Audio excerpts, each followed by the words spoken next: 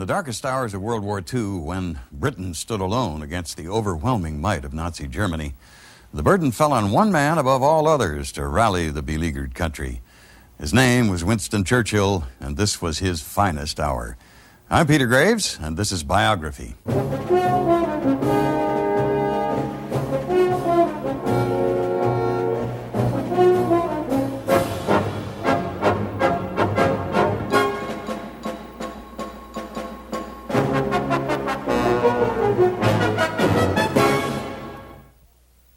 If ever a man was matched to a moment, then such a man was Winston Churchill in 1940 and 41.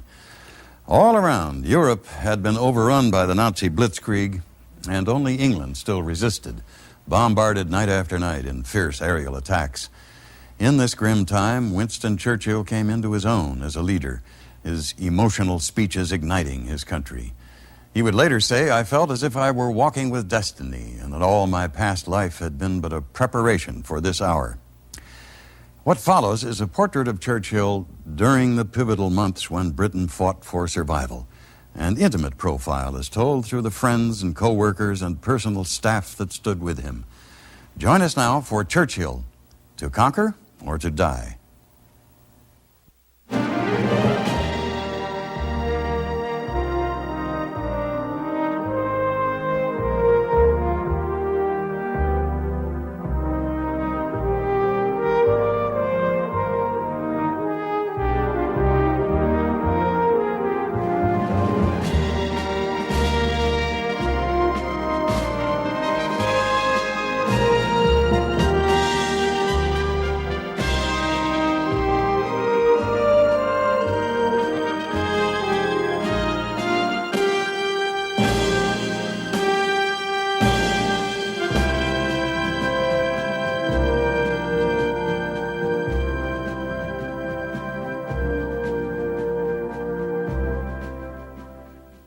On the 10th of May 1940, as German forces drove into France, Belgium and Holland, Churchill became Prime Minister.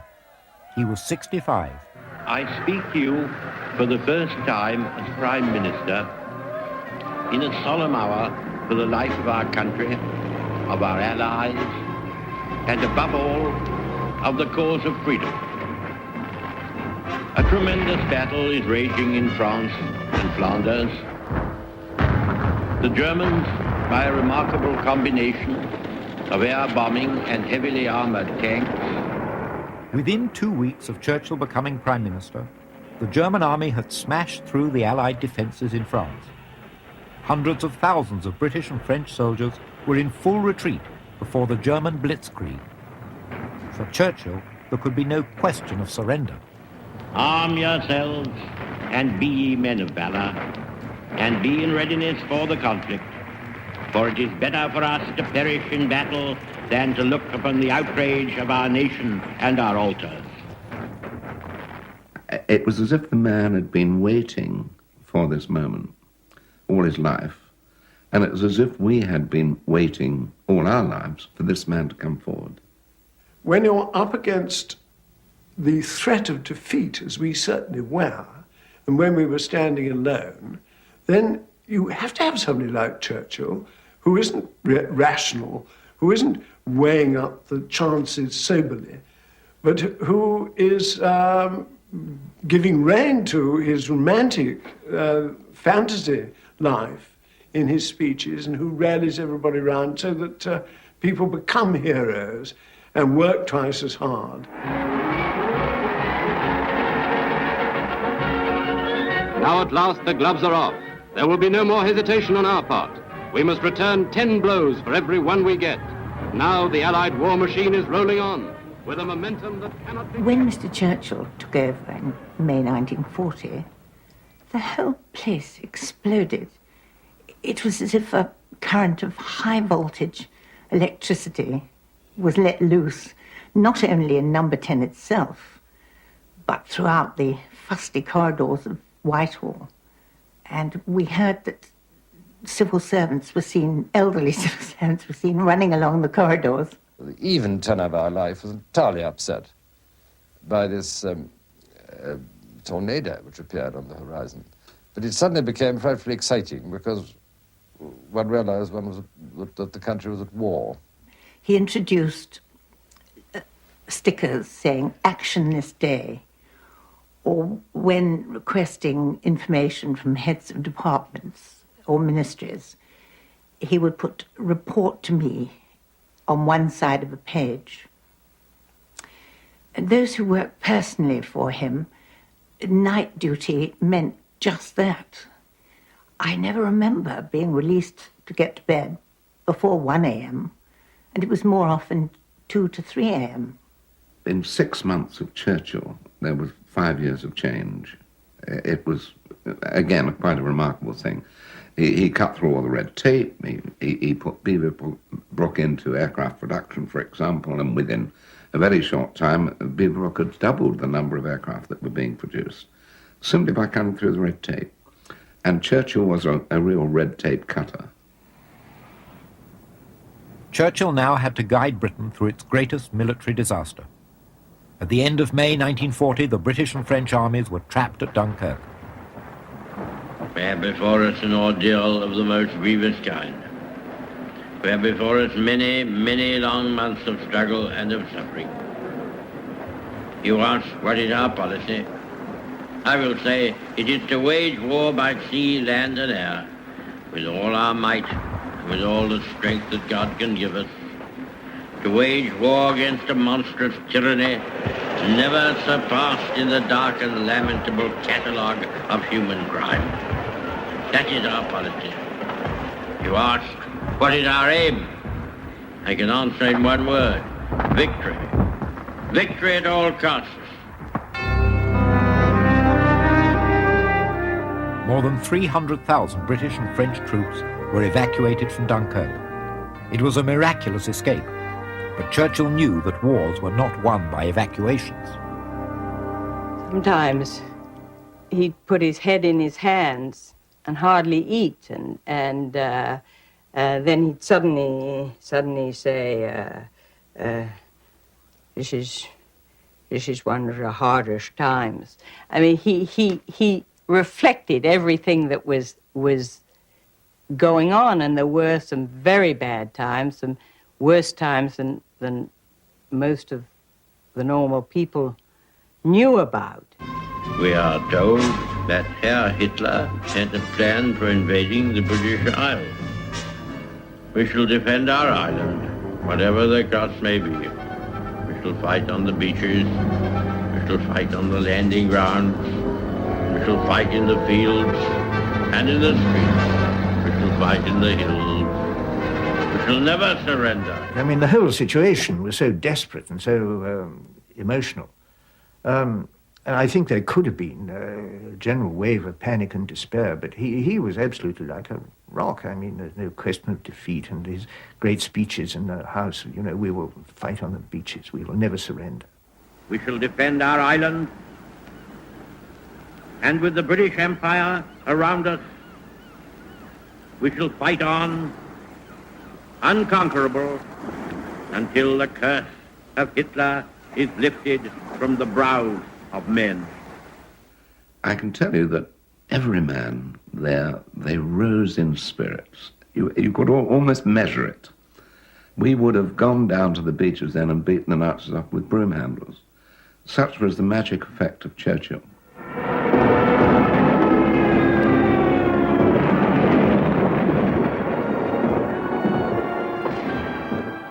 In France, the situation was critical. With the French army on the verge of collapse, a desperate appeal was made to Churchill by the French Prime Minister Paul Reynaud. At 7:30 in the morning, I telephoned Churchill. I woke him up. I told him, we have lost the battle.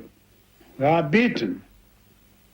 But Churchill seemed so astonished that I had to repeat, we are beaten, we have lost the battle. Impossible, he said. Churchill flew immediately to France. He knew that if France surrendered, Britain would stand alone. His destination was a crisis meeting of the French War Cabinet.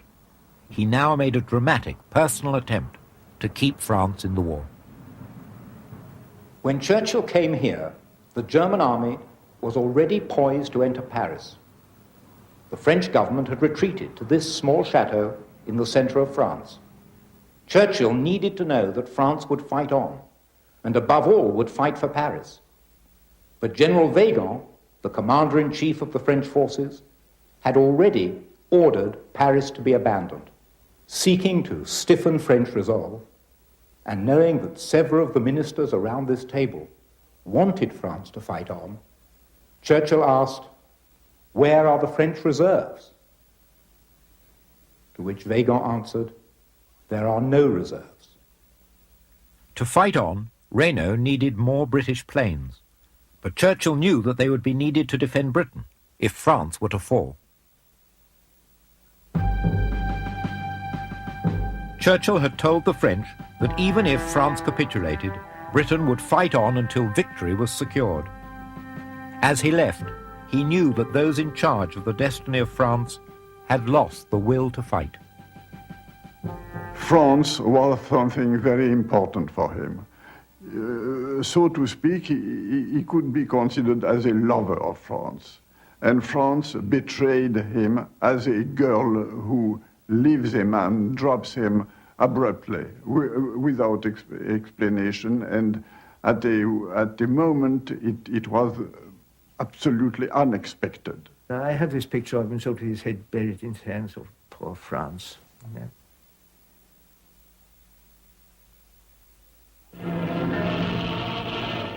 On the 14th of June 1940, German forces entered Paris. A week later, France sought an armistice with Germany. The Battle of France is over. The whole fury and might of the enemy must very soon be turned on us. Hitler knows that he will have to break us in this island or lose the war.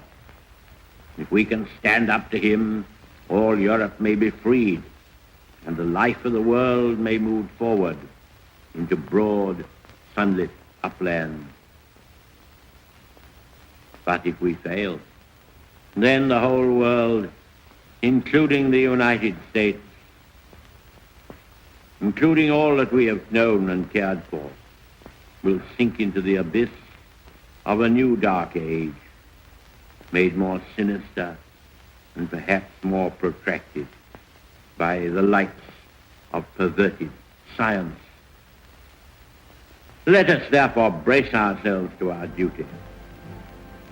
So bear ourselves that if the British Empire and its Commonwealth last for 1,000 years, men will still say, this was their finest hour. Churchill expected a German assault to come at any time. He had spent 10 years in vain urging greater rearmament. Now he awaited the invasion of a weak and ill-defended Britain. We had no guns, no rifles. We had one Lee Enfield rifle, which we were allowed to go onto the range and fire only 2 bullets because there wasn't enough. And that was in the possession of the sergeant of the squad. And so during the day we trained with broom handles. I mean, if Hitler had known, he should have come straight away, you know.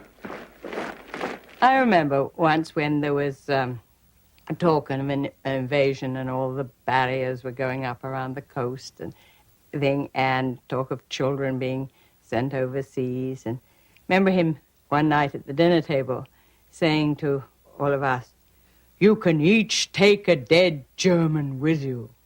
And I said, "But Papa, I don't know how to shoot a gun. I haven't got a gun." He looked at me very severely and said, "You can go into the kitchen and get a carving knife."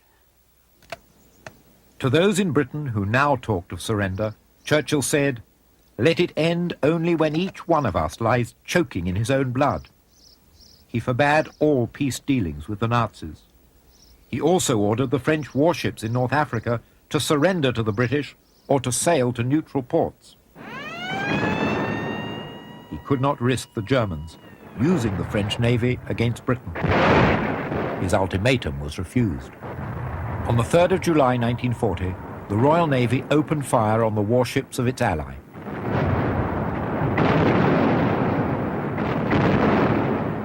Over 1,200 French sailors were killed by British guns. nous avons été très fâchés, très mécontents, et des Anglais, de Churchill en particulier. Si Churchill avait pu venir à ce moment-là à Mademoiselle-Kébir, je ne sais pas si nous aurions pu lui faire.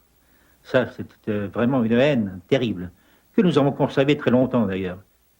This ruthless decision to sink the French warships was the hardest Churchill had to take during the whole war. Churchill realized that many countries, notably the United States, believed that Britain could scarcely carry on alone after the collapse of France, and he was determined to show them that the opposite was the case. 6 months later, he told President Roosevelt's emissary that Oran was the turning point in our fortunes. It showed the world that we were sincere and determined in our intention to carry on the war. We cannot tell when they will try to come. We cannot be sure that in fact they will try at all. But no one should blind himself to the fact that a heavy, full-scale invasion of this island is being prepared with all the usual German thoroughness and method, and that it may be launched at any time now upon England, upon Scotland, or upon Ireland, or upon all three. If this invasion is going to be tried at all, it does not seem that it can be long delayed.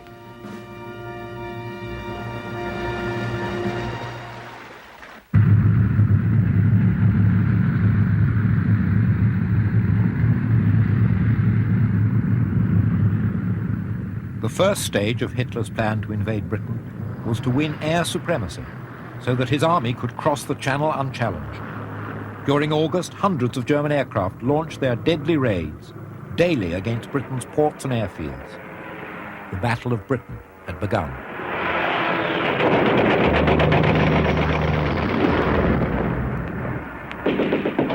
Britain's fate now lay in the hands of a few hundred pilots.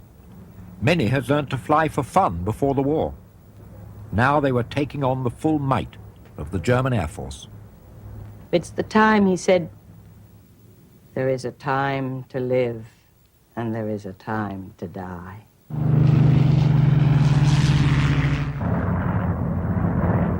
He was referring to the pilots because Winston related to young people, and I think in war particularly he was terribly conscious that he was the person that was instigating them going to their death, possibly. And I think this bothered him enormously. By September, over half of Britain's pilots had been shot down, and many killed. On one occasion from the operations room, Churchill could see that every squadron was in the air. There were no reserves, but he refused to be downhearted. Never despair, but certainly gloom when the news was very bad. The loss of lives, awful. And my father, of course, understood what each loss meant in relation to our actual strength. All our hearts go out to the fighter pilots, whose brilliant actions we see with our own eyes day after day. Never in the field of human conflict was so much owed by so many to so few. Against the odds, Hitler lost the battle against Britain's airfields. Now he sent his bombers over Britain's cities. When raids took place over London, Churchill stayed in the capital, often watching from the roof of one of the government buildings in Whitehall. I remember on one occasion, it was very lively around St. James's Park and the environs, heavy bombing. And he said, "Are you frightened, Miss Holmes? Are you sure you're not frightened?" I said, "No, I'm not frightened." It was impossible to be frightened in his presence. As more and more German bombs fell on London, Churchill and his closest advisors were forced to move underground. Here they worked in cramped conditions, often hearing the thud, thud, thud of bombs falling on London above. Churchill had a study here. This was his bed. To this room, British intelligence brought him news of Germany's most secret invasion plans. Behind this curtain was a map on which were marked the most vulnerable points of Britain's sea defences. Churchill alone knew the extent of the danger. Yet the British public looked to him for words of reassurance that Britain would not go under. The British nation is stirred and moved, and it never has been at any time in its long, eventful, famous history. And it is no hackneyed trope of speech to say that they mean to conquer or to die. What a triumph the life of these battered cities is over the worst that fire and bomb can do. He scarcely stopped in his journey through cheering men and women. It's another way of saying, are we down... By the end of December 1940, the city of London, the East End and the London docks had been severely damaged. In 5 months, more than 22,000 civilians had been killed. In the outer suburbs somewhere, in a rather poor region of London there, little shops and things, there was a long queue of people outside a shop. So he instantly told the man to stop, the driver to stop, and told his detective to go and see what the queue was about. This was important because queues of anything in conditions like that are a danger signal. Serious shortages may herald discontent, and he just always wanted to be sure on that. So the detective went off to find out what it was, and he came back, and Churchill said, well, what are they queuing for? Bird seed, sir. And Winston, he did weep, I mean, the great tears. The thought of these wretched people queuing in the dusk of the raids just beginning for their canaries. I think it was part of his character, his quality, that he wasn't ashamed to be emotional. The people of Britain, they wouldn't have shown that heroism and stamina if they'd thought they got a weak leadership that was waiting to sell them down the river. And of course, Churchill epitomized that fighting spirit. You know, you had the feeling, if you were in those London blitzers, that as you walked among the bomb-racked streets, you could just turn the corner and run into Winston Churchill. Because he was in touch, he would go out from his little hidey hole and see for himself. He would share risks, he would share danger. And he completely created the will of the British people to fight, whatever the cost, to the very end. Surrender seemed inconceivable. And you need that, you know, when you're all in the front line, as we all were then. We ask no favors of the enemy. We seek from them no compunction. On the contrary, if tonight the people of London were asked to cast their votes as to whether a convention should be entered into to stop the bombing of all cities, an overwhelming majority would cry, no, we will mete out to the Germans the measure, and more than the measure, they have meted out to us.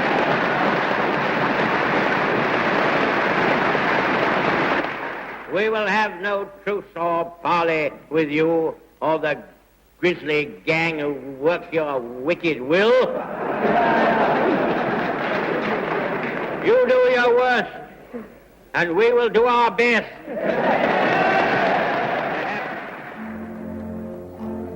Throughout these critical times, Churchill was supported by his wife Clementine. She shared his worries and visited the bomb-damaged cities with him. The marriage of Clementine and Winston Churchill was remarkable, and the tender love between them for a young girl to observe was most interesting and a great example of the wisdom that if you love somebody, lose no opportunity to express it. And this they did verbally and when apart, nurtured in tender notes. And they had this wonderful, amusing side that he would sign his letters with a pig and she would sign hers with a cat. There was this lovely, lovely relationship.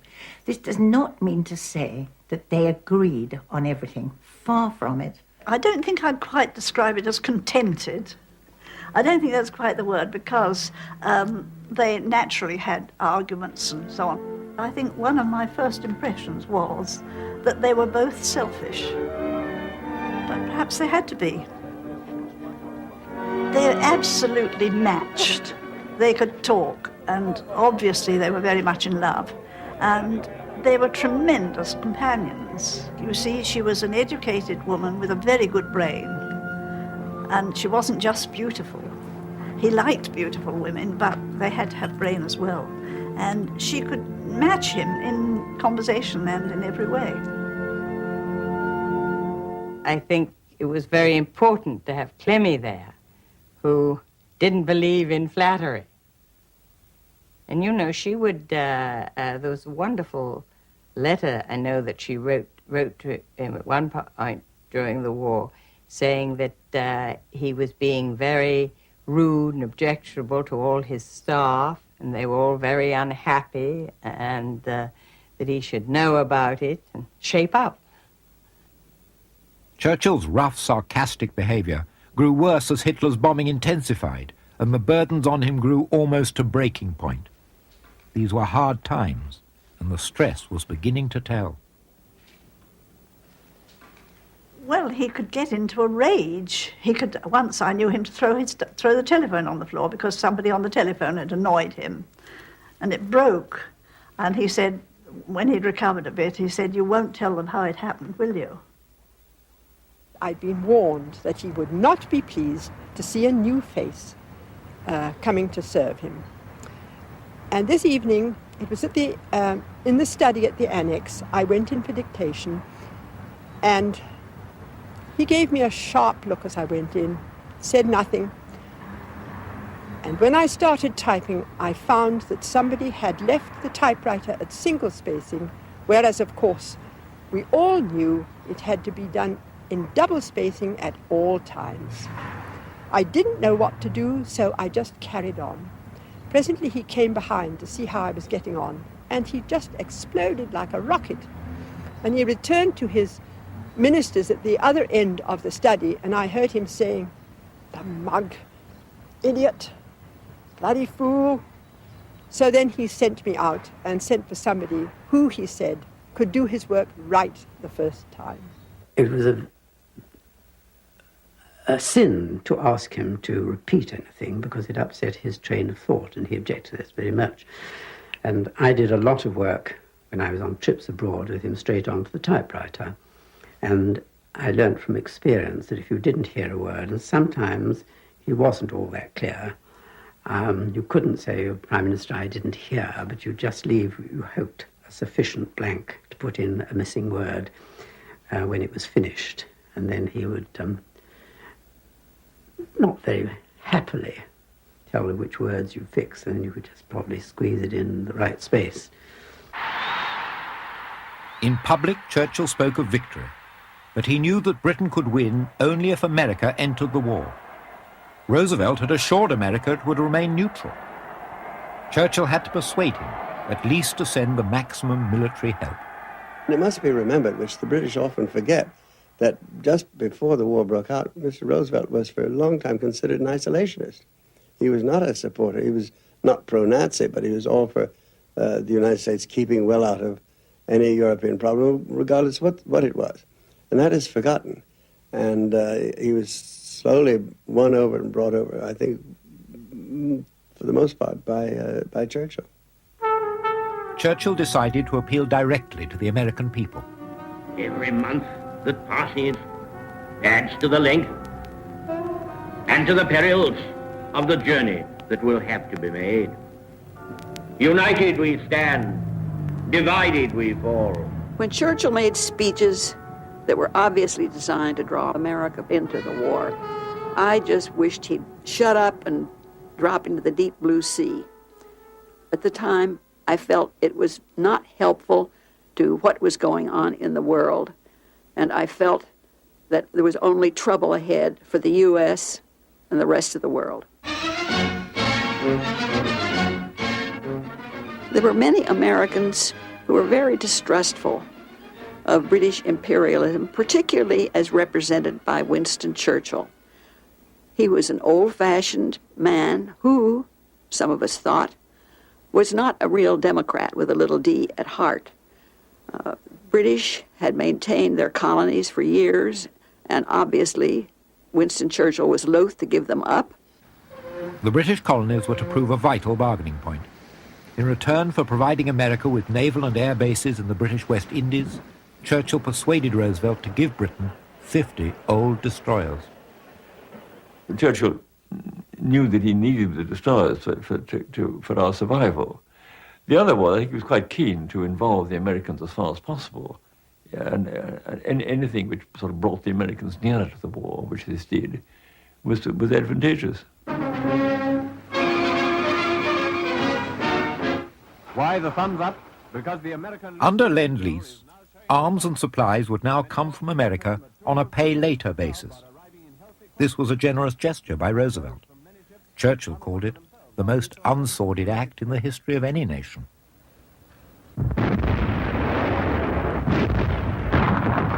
Britain was still bracing itself for a full-scale German invasion across the Channel when in June 1941 Hitler attacked Russia. From secret intelligence sources, Churchill had been able to warn Stalin of Hitler's impending attack. Сталин был вообще очень недоверчивым человеком. Я думаю, что кроме себя он никому полностью никогда не доверял. И поэтому предупреждения, которые шли с Британских островов, он отнесся к ним как к типичной дипломатической попытке толкнуть Советский Союз на борьбу с Германией. Churchill was never a real friend of Russia. He understood that Russia is now needed because it is fighting the enemy, that is threatening Britain, and I think it was a great relief for Churchill when Hitler attacked the Soviet Union, and then he understood that now Britain will survive. And this was then, of course, a political gesture when he immediately pronounced his speech next day after the invasion. Any man or state who fights against Nazism will have our aid. It follows, therefore, that we shall give whatever help we can to Russia and to the Russian people. The communist state that Churchill had wished to strangle at its birth in 1917 was now a crucial ally. But as the German armies swept through Russia, Churchill feared that Hitler's ambitions to dominate the world could now become reality. Of that summer, Churchill wrote, "Normally I wake up buoyant to face the new day. Then I awoke with dread in my heart."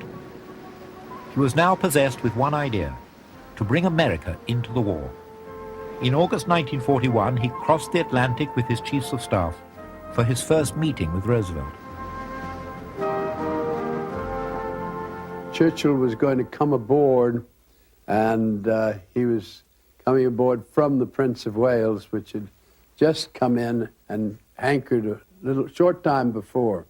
And Father was standing at the, and I was holding his arm to steady him, and he was getting ready, the head of the gangplank, for the Prime Minister to come aboard. Well, the Prime Minister came aboard and advanced toward my father with his hands out, and it was the most moving experience. It was just like they were old friends who had just come back together, hadn't seen each other for quite a while. One felt it was the beginning of a tremendously close relationship, and one could tell whenever the Prime Minister referred to President Roosevelt, as he would in messages to London and so forth, that there was this tremendous confidence, relief, and already a sincere friendship. As a result of Churchill's urgings and the arguments of the British Chiefs of Staff, Roosevelt agreed to send more weapons to Britain and to give aid to Russia on a massive scale. But But despite the friendliness, not a single American officer, one of Churchill's staff recorded, showed the slightest keenness to be in the war on our side.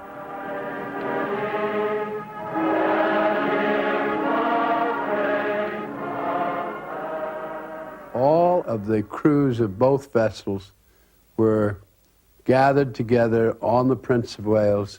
The service was held on the fantail, and the President and the Prime Minister sat together with all of their advisors ranged around them, and the crew were perched all over the rest of the vessel.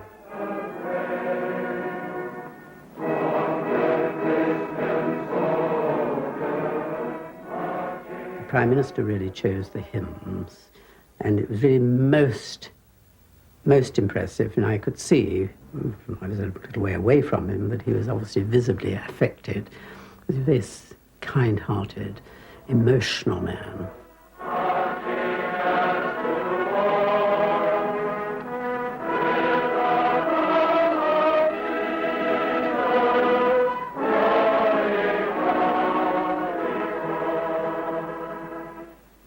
And you could see my father very, very moved. And while I couldn't see whether he was actually crying, I knew that he was very close to it. And I felt that this was probably one of the great moments of history. After 4 days of talks here off Newfoundland, Churchill and Roosevelt signed the Atlantic Charter, pledging to restore sovereignty to all states overrun by the Nazis. Churchill was disappointed, however, that America still had no intention of entering the war.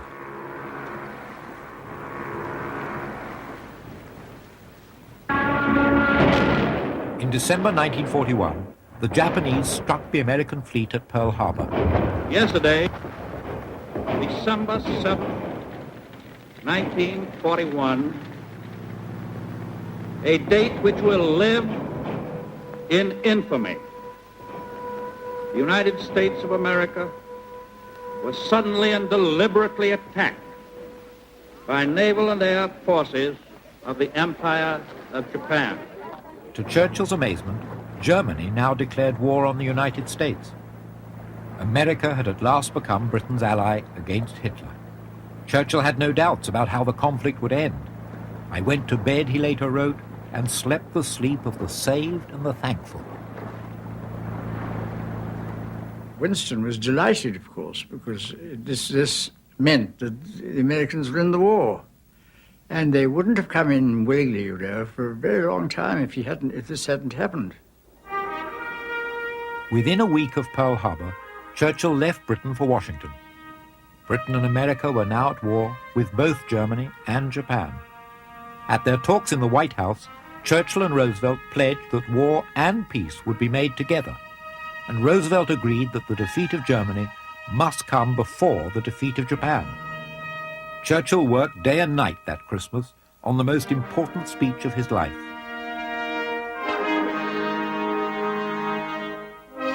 Roosevelt had asked him to speak to Congress, still reluctant to become involved in a war in Europe. The fact that my American forebears have for so many generations played their part in the life of the United States, and that here I am, an Englishman, welcomed in your midst, makes this experience one of the most moving and thrilling in my life, which is already long and has not been entirely uneventful. By the way, I cannot help for reflecting that if my father had been American and my mother British, instead of the other way around, I might have got here on my own. I was, of course, deeply impressed not only with the great rolling cadences and the prose, but the substance, and also with the joke which abused Congress so much about how he might have gotten there on his own if his parentage had been turned around the other way. And it was a very, very impressive talk, a talk that left, I think, a lasting impress on me. I am so glad to be able to place before you, members of the Senate and of the House of Representatives, at this moment, when you are entering the war, the proof that with proper weapons and proper organization, we are able to beat the life out of the savage Nazi.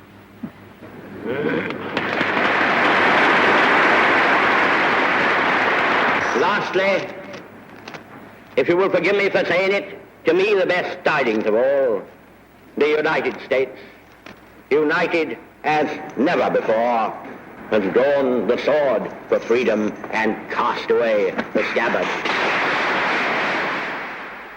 The substance of it was a message of hope, a message of the vital necessity of fighting the war, and for young soldiers who were just in the Army and who were not really all that perhaps convinced that we actually had to fight. It was not only an enormous inspiration, but it was a very welcome lift, not just to the day, but for most of the years of the war.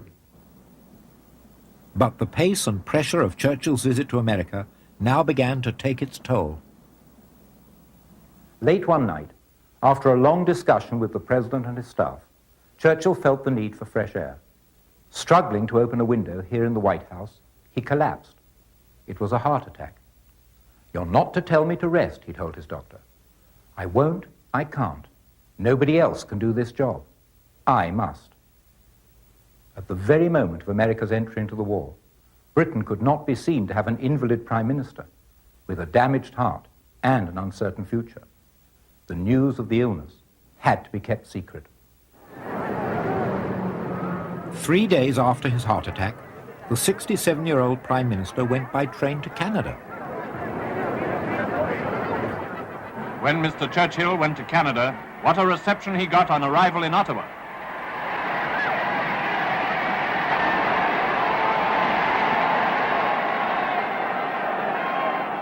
It was like having a god come out. One realized why the Romans deified their successful generals and emperors. One of the things I had to do in Ottawa was to take care of all the presents which were sent to him.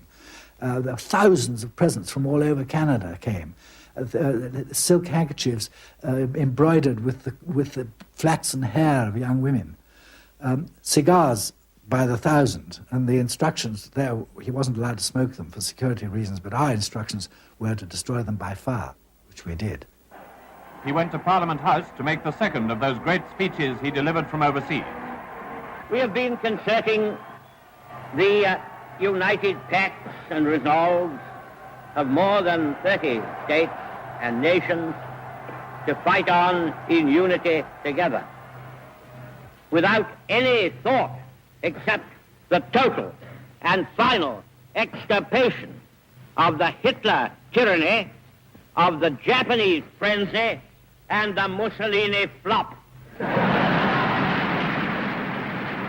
Presently, he referred to those black days in 1940, just before the fall of France, and the talks he had with the French cabinet at that time.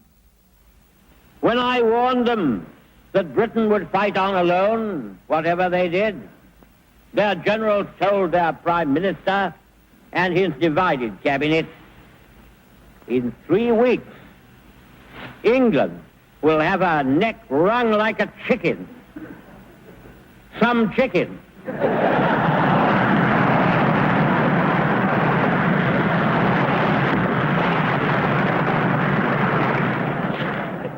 Some neck.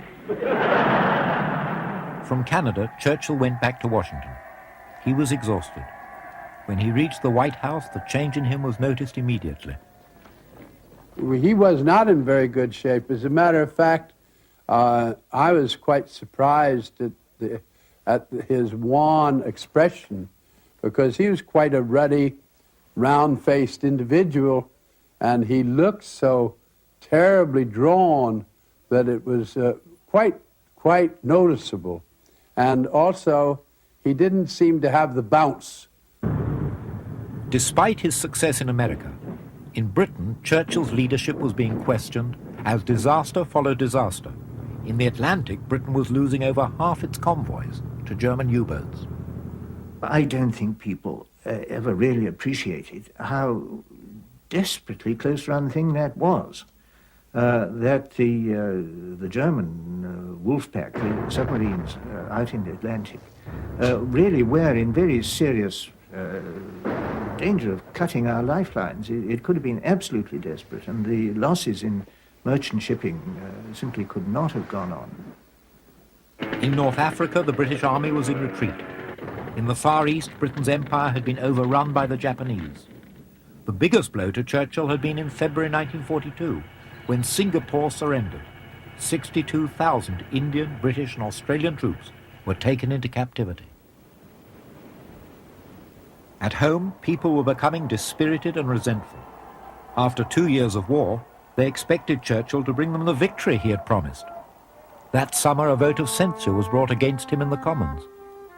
His very position as Prime Minister was challenged. This was a very, very difficult period, and I think that it was a period when also we felt that Winston was being criticized. And I remember going to the House of Commons to listen, my mother-in-law to listen to some of his speeches, and being really quite worried. I don't think any of us thought that his reign as Prime Minister was as secure as when you read history it seemed to be. It's the only time in the whole war I saw him looking really anxious. Because the only thing he feared in the world, you know, was Parliament. He was frightened of Parliament. He was a good Democrat. And he said, this is going to be a critical debate, you know. Churchill won by a large majority, but an opinion poll showed half the country dissatisfied with the conduct of the war. The end may be far off. We cannot tell. That depends upon the enemy. How long he will resist, we cannot tell. How long that wicked man will torture and afflict the nations, how often or in what directions he will set his murder machine in motion, we cannot tell. The war situation worsened with every day. German forces were now within a few miles of Moscow. Russia was bearing the brunt of Hitler's aggression and suffering horrendous losses. Churchill and Clementine urged public support for Russia. The people of Russia have set up a new standard of courage and of endurance in the terrible sufferings through which they are going. We must pray to God that we shall not be subjected to the same trials which they are undergoing. But if we are, I think that we shall have a very great example to follow. In North Africa, the British army had been thrown back by Rommel to Alamein. Egypt and Suez were now threatened. A young British officer who was on leave in London asked to see Churchill to tell him that the Desert Army had lost confidence in its commanders.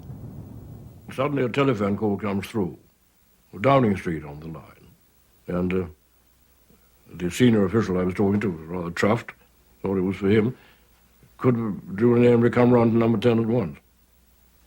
So I went round, and there was Churchill at the cabinet table with Sir Alan Brooke, the chief of the General Staff, sitting beside him, otherwise nobody. I think it was the private secretary. And he asked me about the situation, and I explained that I thought the army was demoralized, and Sir Alan Brooke looked pretty cross that a junior officer, who was only a captain, could express that sort of opinion. And he tried to intervene, but Churchill shut him up and said, go on.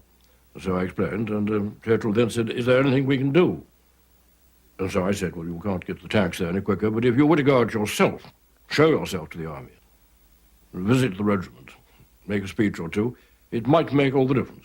The Premier paid a visit to an advanced landing ground where he met In August 1942, after nearly 3 years of war, Churchill needed a victory in the field. He flew to North Africa to visit the British Eighth Army. He arrived in a curious hat, rather like a tortoise on his head, And I imagine that he'd asked for this hat as a memory of his own time in India, because he was very sensitive about his skin. He sunburnt very easily. So this enormous topi, anyway, he appeared and shuffled across the sand. We were lined up to be introduced to him. And then after we'd shaken hands with this small man, much great surprise that he, because one held him in such respect, veneration, that he should be so tiny, although rather paunchy, was a great surprise. He loved being the man on the spot, and he loved the smell of powder. He liked taking part in these things. He would visit the forward troops, and if there were any guns about that he could possibly get his hands on, so to speak, he would like to have fired them. I think he'd been a soldier in his day, and he now was an old war horse sniffing powder, I think. Churchill found the British troops in bad shape. This splendid army, he wrote to Clementine, is baffled and bewildered by its defeats. There seem to be no plans for an offensive, no attacking zeal. Churchill realized that to the army commanders, Rommel seemed invincible. I remember him in his bedroom in Cairo with his great dressing gown on with dragons all over it, and his little black velvet slippers, stamping up and down the room saying, Rommel, Rommel, what else matters but beating Rommel? In other words, his mind was entirely fixed on how to win a battle in the Western Desert and to drive the Germans away. The British commander was General Auchinleck, the Auk. Senior officers told Churchill that Auchinleck should be replaced. He probed Auchinleck's plans to take the offensive. He said to the Auk, well, General, what are you going to do about it? Or words to that effect. And the Auk was very inarticulate and left the impression that he wasn't quite clear what he was going to do about it.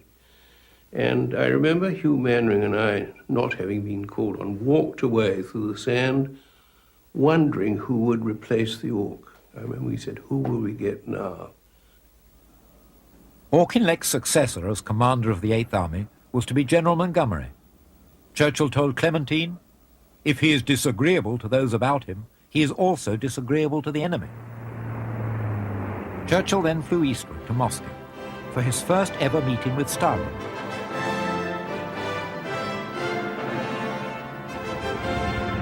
Nobody expected that Churchill would come out from the belly of the plane, not at the door usually somewhere. So we saw first his legs, and then we saw the upper part of his body, and then finally came his head.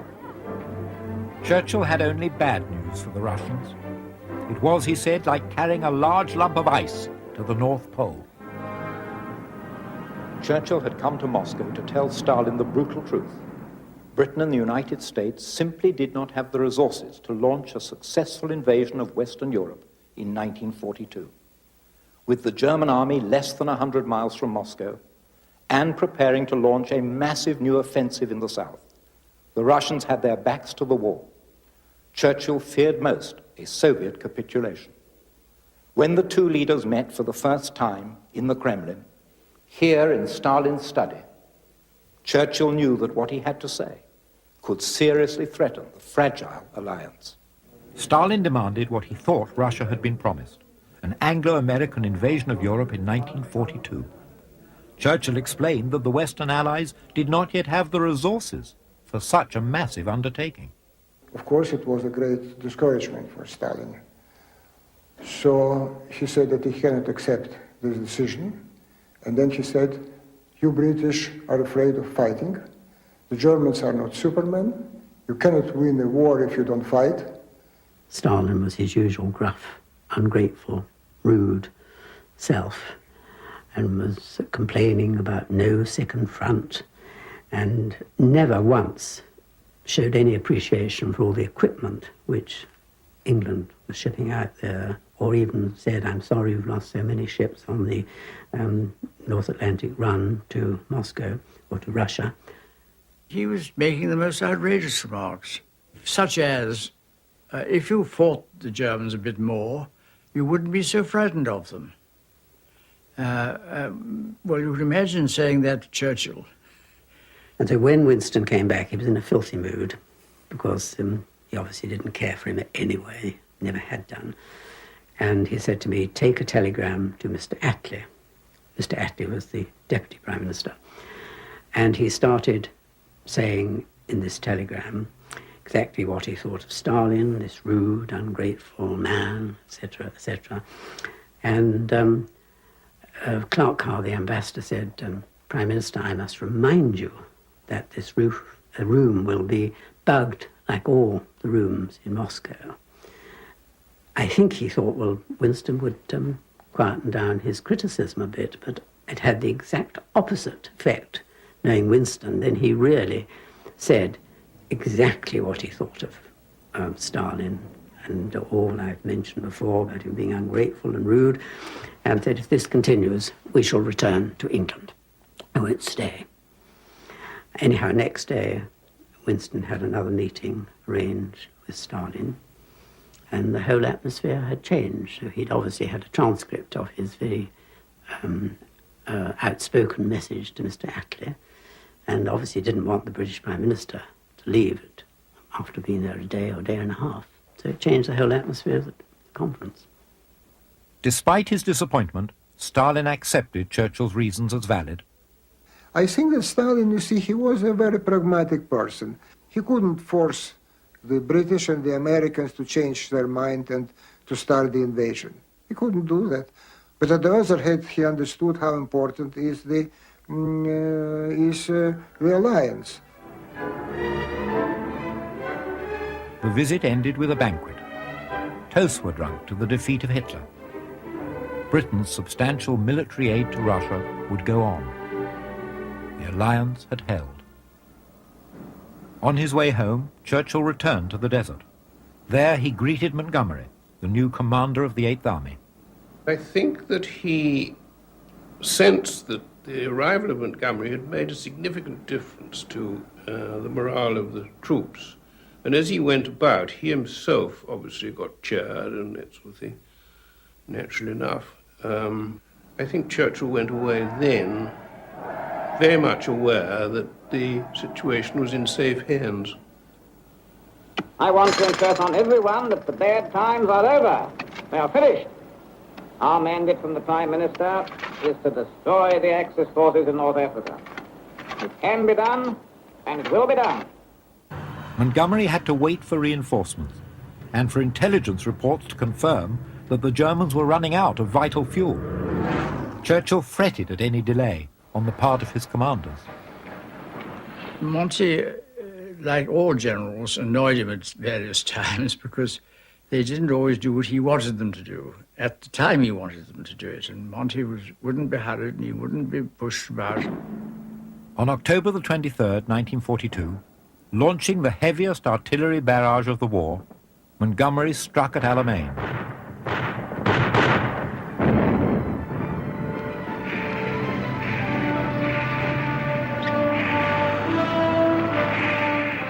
After 12 days of battle, the Allied breakthrough came. Rommel's once invincible army was in full retreat. Hitler had ordered victory or death. Now 10,000 Germans and Italians were dead on the battlefield. A further 30,000 had surrendered. Here at last was the victory for which Churchill and Britain had waited so long. We have victory. A remarkable and definite victory. A bright gleam has caught the helmets of our soldiers and warmed and cheered all our hearts. Ah, this is not the end. It is not even the beginning of the end. But it is perhaps the end of the beginning. On Churchill's instructions, the church bells, which had been silent since the beginning of the war, were rung throughout Britain. Tonight, he told his staff, there is sugar on the cake. The Battle of Alamein takes its place with the most famous victories in British history. Up till Alamein, we survived. After Alamein, we conquered. Montgomery's victory at Alamein was one of the first indications that the tide of war might finally be turning. But, as we'll see in our next episode, Churchill had to lead Britain through many more bloody months of battle before the Allies could contemplate the great invasion, the invasion that would liberate Europe. I'm Peter Graves for A&E. Until next time on Biography.